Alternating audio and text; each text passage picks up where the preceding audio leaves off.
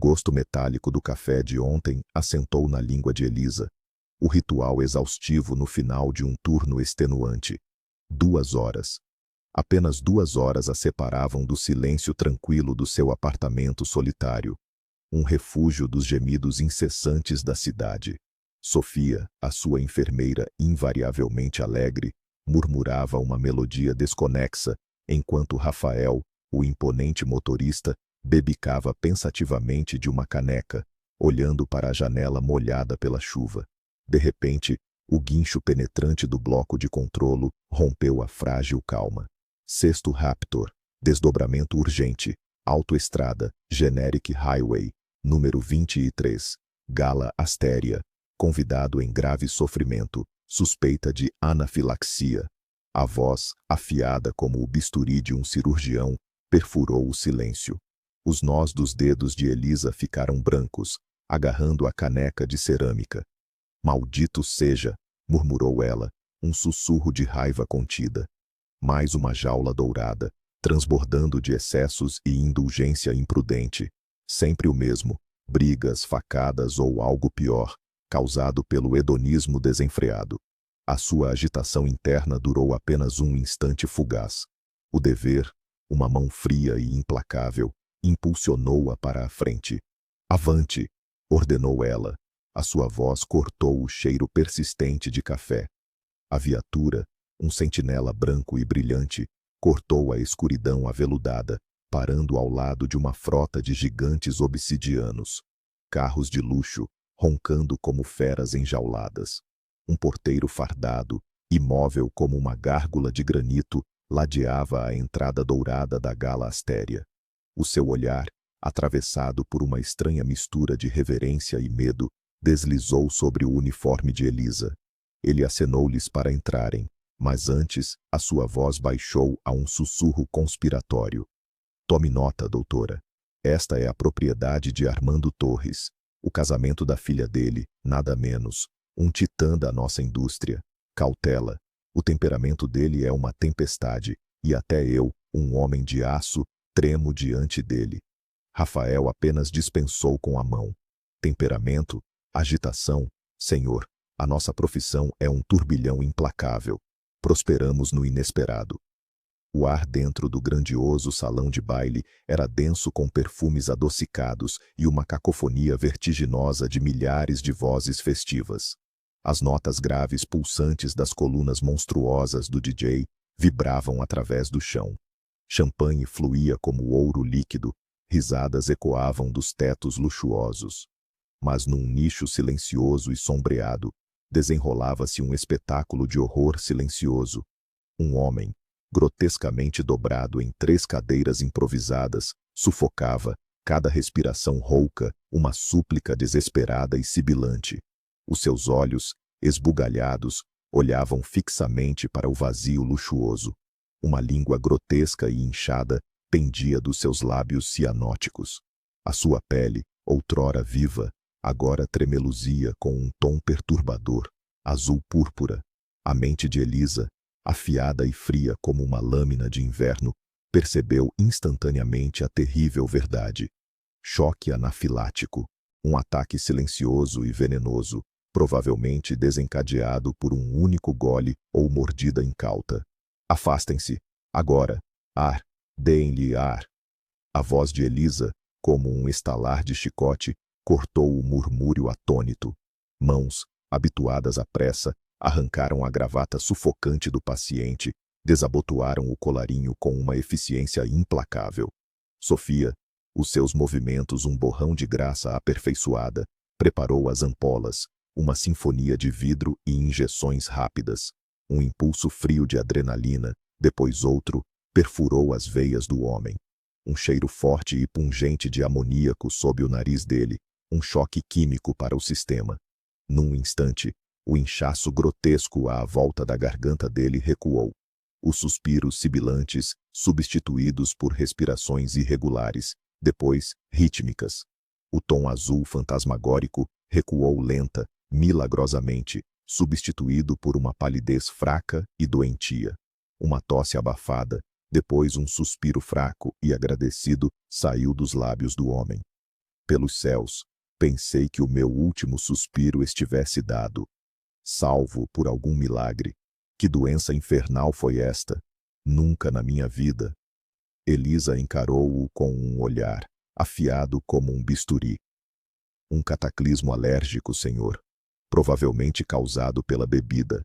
Abstenha-se de todos os intoxicantes pelo resto desta noite. Despreze este conselho, e o próximo ataque pode tirar-lhe a vida. Não brincamos com a morte. Da multidão surgiu uma figura alta, cuja presença irradiava puro poder. Armando Torres, o arquiteto desta faustosa celebração, aproximou-se, os seus olhos cintilando com um brilho predatório. Estendeu a mão, não com calor sincero, mas com uma grossa maço de notas grandes, exibindo ostensivamente a sua influência ilimitada, a sua generosidade grandiosa. A sua generosidade é indevida, senhor, disse Elisa, a sua voz plana como uma mesa estéril. A nossa recompensa mede-se pelas vidas salvas, não pela moeda. O seu olhar, deslizando pelo espetáculo luxuoso, prendeu-se numa figura perto do altar. Um arrepio, gelado e indesejado, percorreu-lhe as veias, como um murro no estômago. O mundo inclinou-se. Daniel, o nome, um sussurro fantasmagórico de um passado esquecido, formou-se nos seus lábios. Não pode ser. A linha do maxilar, a madeixa rebelde de cabelo escuro, a inclinação arrogante da cabeça, um eco assustador de uma vida que ela há muito enterrou. Décadas apagaram as arestas da memória, mas ele estava ali, vivo e insuportavelmente belo, pronto para entrelaçar o seu destino com a descendente da riqueza, a audácia em si. Movida por uma onda inexplicável de esperança desesperada, Elisa aproximou-se, com um sorriso fantasmagórico colado ao rosto. Daniel, parabéns, fizeste uma aliança poderosa. O homem virou-se, os seus olhos, poças de indiferença fria, encontraram o olhar dela. Nenhuma centelha de reconhecimento, nenhum vislumbre de história partilhada. Engana-se, senhora, declarou Leandro, a sua voz um barítono suave e desconhecido. Os nossos caminhos não se cruzaram antes. No entanto, os seus parabéns são apreciados.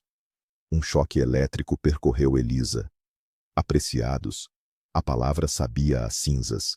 Esta negação descarada, a pura audácia, as suas histórias entrelaçadas, os seus votos apaixonados, reduzidos a uma miragem fantasmagórica. A sua fúria, uma brasa a arder lentamente, explodiu numa chama furiosa. Esta farsa é ridícula, Daniel. Como ousas fingir ignorância? Tu conheces-me. Por que esta mentira insolente? Será que o peso do teu novo estatuto, ou talvez a sombra do teu formidável sogro, te transformaram num cobarde? Um passo estrondoso, e Armando Torres surgiu entre eles, o seu rosto uma máscara de raiva latente. Que espetáculo indecoroso é este? O homem declarou inequivocamente a sua falta de familiaridade. As suas funções médicas estão concluídas, não estão? Então, retirem-se. A saída chama. Um sussurro, uma onda de murmúrios curiosos, percorreu o salão dourado. Mas Elisa, uma força da natureza quando confrontada com a falsidade, estava além de todas as proibições. A mentira contorcia a sua alma. Ela iria destruir aquela realidade fabricada. Como ousas negar-me? A sua voz, embora quebrada, vibrava de justa indignação. Eu conheço Daniel. As nossas vidas estavam entrelaçadas. Ele tem uma marca distintiva, uma verruga, mesmo abaixo da clavícula. A sua mão, tremendo depressa desesperada, esticou-se, tentando puxar o tecido impecável da camisa dele. Armando Torres explodiu. Uma raiva vulcânica irrompeu das suas entranhas. Tirem esta louca daqui, imediatamente. Esta profanação do dia sagrado da minha filha não ficará de pé. Segurança, expulsem esta perturbação. Ninguém se atreve a profanar os meus domínios. O caos irrompeu. Leandro, o seu rosto uma máscara de inocência atônita, negava ferozmente qualquer familiaridade com Elisa. as suas negações soando vazias aos ouvidos dela. Sofia, um fantasma pálido, encolheu-se perto da cortina de veludo, paralisada pelo horror. Mas Rafael, endurecido pela vida na anarquia urbana, agiu com precisão de raio. Agarrou o braço de Elisa, com um aperto de ferro. As nossas desculpas, senhor. Um erro grosseiro, um mal-entendido. Estamos a sair, que as suas celebrações continuem sem perturbações. Ele arrastou-a através da multidão crescente, como um ariete humano, para o esquecimento abençoado da ambulância. O cheiro de luxo e engano perseguiu-os enquanto fugiam. Rafael, o seu rosto uma tempestade de incredulidade, finalmente quebrou o silêncio. Elisa, que possessão demoníaca te dominou ali? Atacar o noivo da filha de Armando Torres? Tu percebes a magnitude desta imprudência? A ira deste titã podia destruir as nossas carreiras. Elisa exalou, num suspiro irregular e trêmulo, a tensão finalmente cedendo. Lágrimas, escaldantes e implacáveis, escorreram pelo seu rosto, uma torrente de dor há muito reprimida. Ele está a mentir descaradamente. Partilhamos uma história, um amor que ardia como um fogo. Falamos de eternidade, e agora ele faz-me parecer louca. Nega o seu nome, a sua identidade, e, no entanto, aquela verruga não estava lá. Que feitiçaria escura! Tu dizes a verdade, Rafael. Traí o meu juramento profissional. Perdoa-me. Eu não entendo nada. Um turno longo e exaustivo escorreu para a pálida madrugada. Elisa arrastou-se para casa, a alma uma pesada carga de chumbo no peito. O clique familiar da sua porta de entrada e uma figura elegante, negra como a sombra, materializou-se aos seus pés. Um pequeno motor ronronante de afeto. Noite, o seu leal companheiro felino, descrevia oitos à volta dos seus tornozelos, o seu ronronar profundo, um bálsamo para os seus nervos despedaçados. Elisa pegou-o nos braços, enterrando o rosto no seu pelo macio. Lágrimas escorriam pelas suas bochechas, e um sussurro saiu dos seus lábios. Meu terno protetor, o meu único farol neste mundo devastado. Só tu esperas o meu regresso, só tu te lembras. De um arquivo poeirento, tirou uma caixa de sapatos gasta. Fotografias desbotadas. Daniel, vivo e desafiador. A sua mão à volta dela. A paisagem ensolarada desfocada ao fundo. Um fantasma de um passado vibrante. A semelhança assustadora com Leandro a atingiu novamente, um eco arrepiante. Duas almas não podiam refletir-se tão perfeitamente, ponderou ela, a sua voz grossa de admiração e medo. Isso contraria toda a lógica. A existência de Elisa sempre foi uma tapeçaria cuidadosamente elaborada. Tecida com fios de antissético e buscas acadêmicas, a sua infância decorreu na santidade abafada de um lar médico. O seu pai, um pilar de sabedoria pragmática, um médico venerado. A sua mãe, uma mestre minuciosa em estomatologia. A sua única descendência, dotada de conforto, mas protegida das correntes desenfreadas e selvagens da vida. A sua casa, um salão constante para colegas, ressoava com conversas intelectuais, não com diversão espontânea. O seu caminho, predeterminado, levava firmemente aos sagrados corredores da medicina, a uma linhagem ininterrupta. O caos vibrante da vida estudantil, a emoção rebelde dos dormitórios partilhados, permanecia um mito distante e sedutor. As declarações dos seus pais ecoavam na sua adolescência. Busque conhecimento, construa uma carreira, o afeto seguirá. Mas o seu jovem coração ansiava pela paixão turbulenta do primeiro amor, uma conexão que transcendia ambições estéreis. O seu reflexo oferecia uma simetria agradável, madeixas castanhas, olhos expressivos, uma curva suave nas feições. No entanto, uma insegurança roedora permanecia, uma crença inabalável de que a sua silhueta mais suave a tornava invisível para as legiões de admiradores que acorriam à graciosidade das gazelas. Então, como um cometa errante traçando o seu universo ordenado, surgiu Daniel. A mãe dele, Lúcia, parte do círculo profissional dos seus pais, apresentou-o. Ele era a sua antítese, selvagem, indomável, o audacioso líder da matilha vizinha. Enquanto ela navegava no labirinto de textos médicos, ele comandava confrontos urbanos. E ainda assim, uma força invisível, uma atração primária de opostos, puxava-os um para o outro. Os seus defeitos imaginários, a sua gentileza, ele celebrava, chamando-a de "o meu doce". Fizeram um pacto improvável. Ela, guiando-o através das matas acadêmicas. A sua união, desprovida de paixão, uma simples formalidade, colapsou sob o peso da sua pedantismo obsessivo e uma indiferença gelada que sufocava o seu espírito. Ele era uma criatura de rotina, camisas impecáveis e sapatos polidos, obcecado pela aparência, um fantoche dos sussurros instigantes da sua mãe sobre descendência. Um dia, o seu cruel comentário sobre a sua esterilidade, uma angústia constante e não dita, finalmente quebrou a sua compostura. "Crianças, César", contestou ela, um riso amargo saindo da sua garganta. "Mal suportas a minha presença. Os teus desejos são um reflexo do teu próprio auto-engano superficial." A sua resposta, desprovida de sentimento, perfurou-a até aos ossos. "A mãe diz que uma família requer descendência. Se fores estéril, diz-o. O meu tempo é demasiado valioso para tais ocupações improdutivas." O riso de Elisa tornou-se histérico, desesperado, um som quebrado. "Então não desperdices mais o teu precioso tempo, César. Vamos acabar com esta farsa."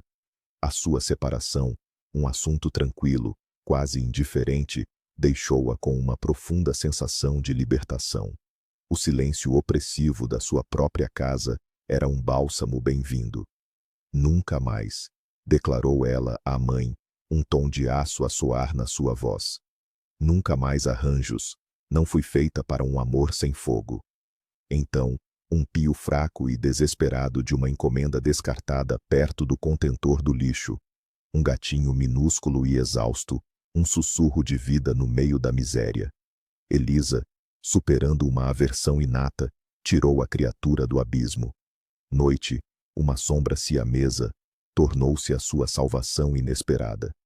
Ela cuidou dele hora após hora, pingando os olhos e removendo pulgas, até que ele floresceu num companheiro magnífico e devoto. O seu ronronar suave, o pulso rítmico de afeto inabalável, finalmente a embalou num sono frágil e sereno, uma breve trégua dos ecos turbulentos do seu passado. No dia seguinte, despertada por uma necessidade ardente e insaciável, Elisa decidiu. Aquela semelhança assustadora não a deixaria em paz. O rosto de Leandro, tão indistinguível do de Daniel, pulsava na sua memória, reabrindo cicatrizes que ela pensava estarem há muito curadas. Através da teia de fofocas urbanas e conexões profissionais, ela recolheu fragmentos de informação. O noivo chamava-se Leandro Neves, descendente de modestos, mas prósperos magnatas da pastelaria, não oligarcas. Ele administrava a sua pequena produção. Munida de um maço de fotografias desbotadas, Elisa vestiu a persona de uma cliente potencial e dirigiu-se à fábrica dele. Encontrou o escritório dele sem dificuldade. "Boa tarde, Sr. Neves. Eu sou Elisa. Encontramo-nos na celebração, aquela onde ocorreu um mal-entendido tão desagradável. Eu não estou louca. Veja." Estendeu-lhe as fotografias a preto e branco. Leandro pegou nelas, o seu olhar deslizou sobre os rostos, e no seu rosto surgiu espanto, depois choque. Isso é impossível", murmurou ele, a voz tensa. "Este homem, ele é o meu sósia, como uma gota de água. Mas quem é este? Onde ele está agora? Conte-me. No casamento pensei que estivesse fora de si, mas agora entendo o seu choque. A senhora amava-o, não amava? Intensamente?" Elisa exalou, a voz rouca de memórias. "Foi o meu primeiro e único amor. O nome dele era Daniel. A mãe dele, parteira, conhecia os meus pais, e encontramo-nos na minha casa. Ele era apaixonado, generoso, mas incrivelmente ciumento. Separamo-nos por causa de uma ninharia. Ele teve ciúmes de mim com um amigo da escola num baile de formatura. Depois ele e a mãe mudaram-se para uma cidade vizinha, pelo que me lembro. Tantos anos se passaram, até me casei e divorciei. Mas ele nunca saiu do meu coração. Quando a vi, o mundo virou-se. Tal semelhança não é coincidência. Há um mistério nisso. Não dormi a noite toda, tentando desvendar isto. Talvez o senhor saiba alguma coisa. O seu sogro, Armando Torres, é conhecido pelo seu temperamento difícil. Leandro ponderou. A senhora tem provavelmente razão. Deixe-me falar com os meus pais. Talvez eles saibam alguma coisa. A senhora diz que o seu Daniel cresceu apenas com a mãe, mas eu tenho pai e mãe, e eles nunca estiveram ligados à medicina. Deixe-me o seu número. Entrarei em contato consigo. E sim, quanto ao sogro, a senhora tem toda a razão. Espero que Bianca não tenha herdado o caráter dele. Separaram-se com uma sensação de ligação estranha, mas calorosa. Elisa correu para o seu turno, temendo chegar atrasada. Leandro, no mesmo dia, dirigiu-se aos pais, pressentindo uma conversa difícil. A mãe dele, Vitória, afadigava-se na cozinha. O pai, Samuel, mudava de canal, procurando notícias. À vista do filho, os seus rostos iluminaram-se de alegria e correram para o abraçar. Que motivo maravilhoso, filho, para visitar os velhos a meio da semana? Perguntou o pai alegremente. Aconteceu alguma coisa? Leandro não hesitou. Mãe, lembras-te, no meu casamento havia uma mulher, médica, que me confundiu com alguém? E depois houve um escândalo? Olha para esta fotografia. Este é o homem. Ele é a minha cópia cuspida. Como é isto possível? Vitória baixou o olhar, suspirou pesadamente, fez uma pausa e depois começou. Filho, que te posso dizer? Tantos anos se passaram. Pensei que levaria este segredo para a sepultura. Tu tens um irmão gêmeo. Eu dei à luz vocês com 1 minuto de diferença, ambos meninos. Mas mal me tinha recuperado do parto, quando houve um incêndio no hospital de maternidade. Que pânico! Ora nos evacuavam, ora nos transferiam para outro hospital. Nessa confusão, um dos gêmeos desapareceu. Trouxeram-me apenas a ti. Por mais que eu e o teu pai discutíssemos e apresentássemos queixa à polícia e houvesse investigações e o médico-chefe fosse despedido, de que serviu? O bebê nunca foi encontrado. Fiquei de luto por muito tempo, não conseguia entender como isso podia acontecer. Onde estava o meu próprio sangue? Pensei, talvez tenha morrido no incêndio e os médicos encobriram o assunto. Em suma, uma história sombria. Com o tempo tudo acalmou, a vida continuou, e não nos atrevemos a contar-te sobre o teu irmão, porque agitar a alma em vão. E olha como as coisas se viraram. Leandro ficou atônito com o que ouviu. Como assim? Indignou-se ele. Por que não continuaram a procurar? Talvez ele estivesse a vaguear, a passar fome, a precisar de ajuda. Não, não vou deixar isto assim. Vou levar isto até ao fim e descobrir onde está o meu próprio irmão. Hoje em dia há tantas oportunidades. Internet, redes sociais, detetives particulares. E se conseguirmos encontrá-lo? Saindo dos pais, Leandro ligou imediatamente para Elisa e marcou um encontro num café próximo. Dentro dele, um mar de emoções rugia. E Elisa era a única que o podia entender agora. Leandro deu por si a pensar que gostava muito daquela mulher amável, sorridente e com caracóis. O seu peso extra não a estragava de todo, pelo contrário, as formas exuberantes davam-lhe um toque picante. Ele comparou-a subconscientemente com a sua esposa, a loira platinada de pernas longas, Bianca. Aparentemente, ela tinha tudo, mas era de alguma forma irreal, como uma boneca. E como isso lhe podia ter agradado há tão pouco tempo? Mesmo agora, ele esperava por Elisa e viu-a de longe. Ela estava um pouco ofegante, visivelmente com pressa, corada, e acenou-lhe de longe. Sorriu tão calorosamente e sinceramente, o homem ficou encantado. mas imediatamente repreendeu-se. No que estás a pensar, Leandro? Tens uma esposa à espera em casa, lua de mel afinal, e tu aqui a babar por outra mulher. Elisa perguntou ansiosamente. Boa tarde, Leandro. Então conseguiu descobrir alguma coisa? Leandro contou-lhe todas as notícias. Sobre o irmão, sobre o incêndio, sobre as suas emoções. Imagine, Elisa. Como puderam? Os pais. Por que nunca me contaram antes? Afinal, algo podia ter sido feito, tentado encontrar o meu irmão. Eu podia ter comunicado com ele. Como posso encontrá-lo? Agora também estou muito interessado nisto. Tem ideias? Elisa também partilhou notícias.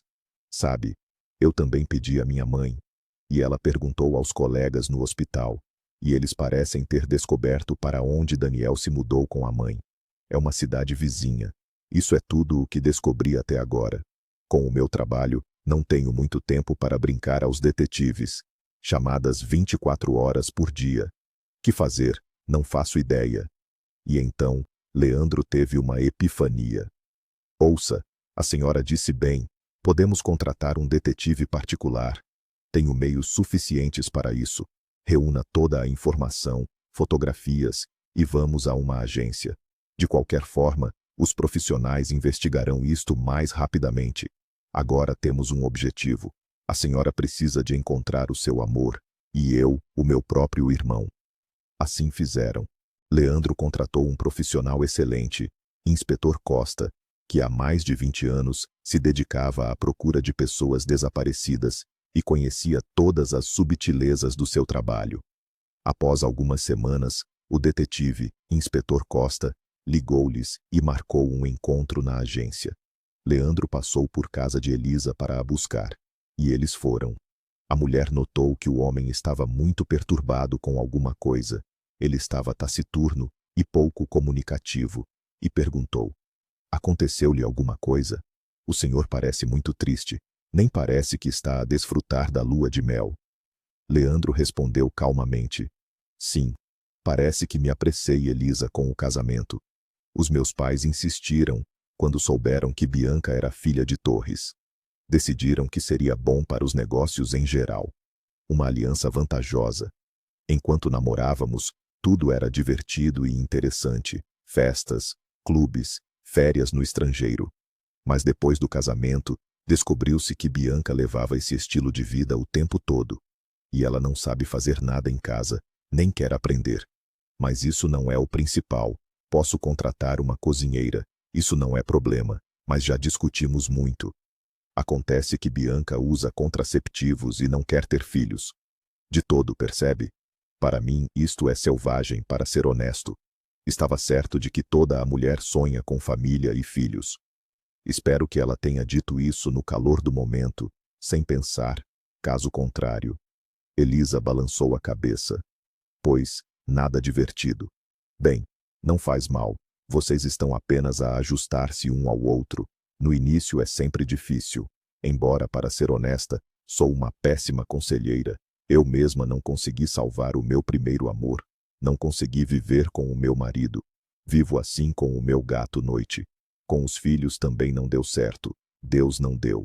Então agora o meu gatinho é a minha alegria. Ele certamente não magoará. Finalmente chegaram. O inspetor Costa espalhou algumas fotografias e papéis sobre a mesa e começou a relatar a situação. O que lhes digo, senhores? Este é um caso difícil e confuso, especialmente no que diz respeito ao vosso nascimento e do vosso irmão. Um caso antigo, obscuro, e que claramente tentaram abafar e esquecer. Mal encontrei os fios. Um incidente tão extraordinário realmente aconteceu. Um recém-nascido desapareceu sem deixar rastro do hospital de maternidade durante um incêndio. Mas consegui descobrir que nesse hospital de maternidade, na altura, trabalhava a mãe do vosso love interest, aquela parteira Lúcia. Também consegui encontrar uma boa e antiga amiga dela, uma vizinha do antigo apartamento, e foi ela que me contou que Lúcia não tinha filhos, e o marido divorciou-se dela por causa disso na juventude. E imediatamente após aquele incêndio, ela tirou uma licença médica, depois despediu-se abruptamente E o mais importante, vendeu um bom apartamento no centro e mudou-se do nada para a periferia, para um prédio velho. Não acham estranho? Alguns anos depois, as mulheres encontraram-se por acaso numa promoção num centro comercial. Então, Lúcia levava um menino pela mão e fingiu não reconhecer a sua amiga próxima. Isso magoou-a e surpreendeu-a muito, afinal, eram amigas há tantos anos e não tinham brigado. Por que tal reação? Quanto ao bebê, também era tudo estranho, de onde ela o tinha. Mas a mulher logo esqueceu isso. Por que meter-se em problemas alheios? A minha opinião, foi Lúcia que no meio da confusão do incêndio, raptou o bebê. Não havia mais ninguém. Elisa estava perplexa. Então, por que não lhe perguntou isso diretamente? Ou não a encontrou? É preciso saber tudo exatamente em primeira mão. Senão, por enquanto, são apenas especulações e suposições. O inspetor Costa sorriu ironicamente. Bem, por que não? Encontrei-a. No cemitério.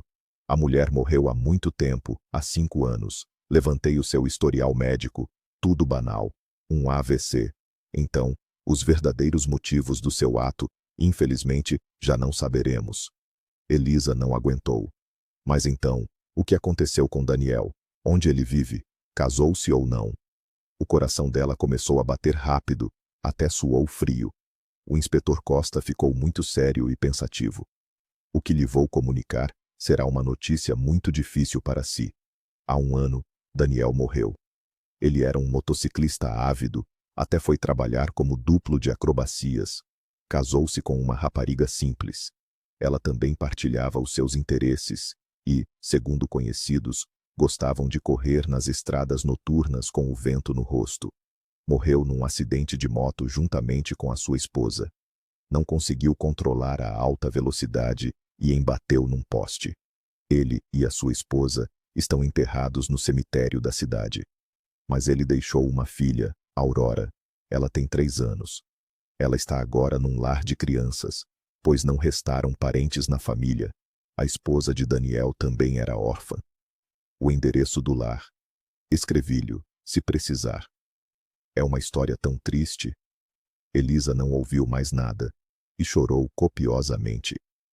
Mal lhe tinha surgido uma esperança de que veria o seu traquina Daniel, nem que fosse por um vislumbre, e eis uma notícia tão amarga. Sentia-se tão mal e horrível na alma. Leandro ficou sentado em silêncio, como pregado, e não sabia como reagir a tudo isto. Só pensava que tinha encontrado um irmão, e logo o perdeu. E sentia muita pena de Elisa, só que não sabia que palavras escolher. A mulher limpou as lágrimas e disse baixinho: de qualquer forma, muito obrigada por tudo. Melhor uma verdade amarga do que a ignorância e falsas esperanças. Depois de amanhã tenho folga. Vou certamente visitar a filha de Daniel no lar de crianças. E agora desculpem, vou indo. Só quero ficar sozinha. Elisa arrastou-se para casa, sem reparar no caminho. Lágrimas turvavam-lhe os olhos. Na cabeça rodava apenas um pensamento. E assim, Daniel já não existe. Como assim? E se não fosse o orgulho estúpido deles, tudo podia ter sido diferente. Por que sou tão infeliz? Tenho trabalho, tenho apartamento, e os pais estão vivos e de boa saúde, mas a vida pessoal não se encaixa de todo. Se ao menos tivesse um bebê, uma pequena felicidade, um escape. Mas também não o tenho, e já não terei.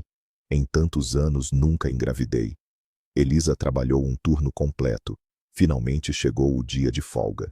Comprou na loja de brinquedos uma linda boneca grande, muitos doces, e foi para o lar de crianças, Cravinho.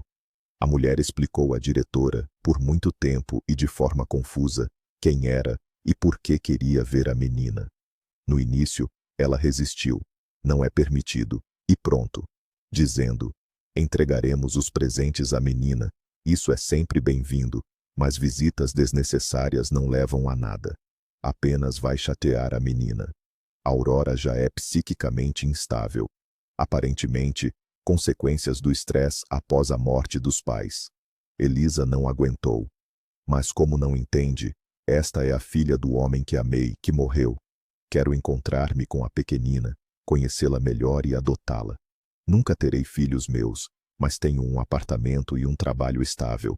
Então por que não posso dar felicidade a esta pobre menina? A senhora é mulher.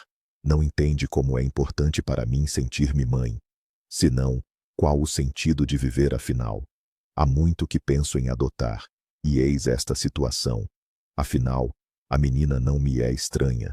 É uma parte do homem que amei. O coração da idosa diretora Clara tremeu, e ela ordenou que trouxessem a menina para a sala de jogos.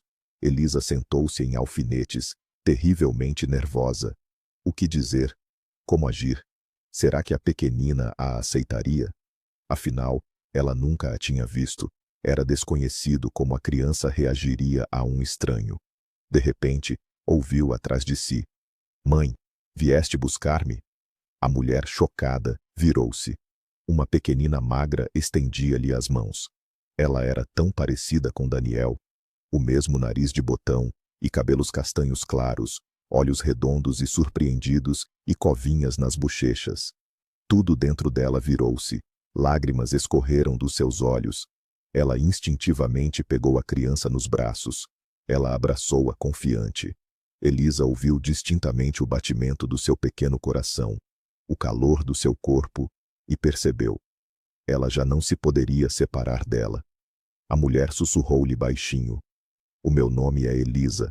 Eu gostaria muito de ser a tua mãe, amar-te, brincaríamos e desenharíamos juntas, e também iríamos ao circo e aos carrosséis." Aurora piscou os olhos e pediu: "Não vás embora. Leva-me daqui. A ama é má. Ela zanga-se comigo o tempo todo. Não quero estar aqui." Elisa estendeu-lhe os presentes. "Toma, leva. Esta é uma boneca. Ela ficará contigo até eu vir buscar-te, e vai proteger-te.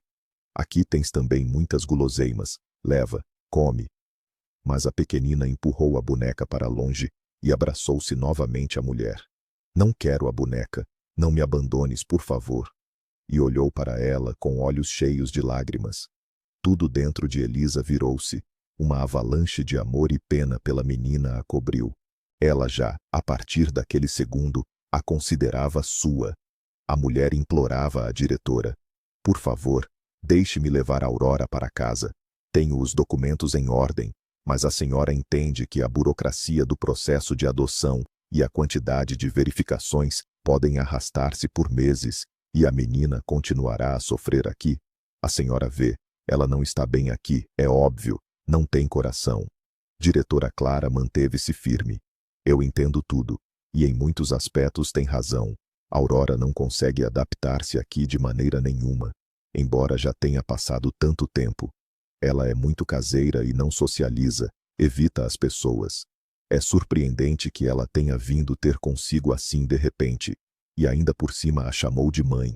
Pensei que ela teria um acesso de riste,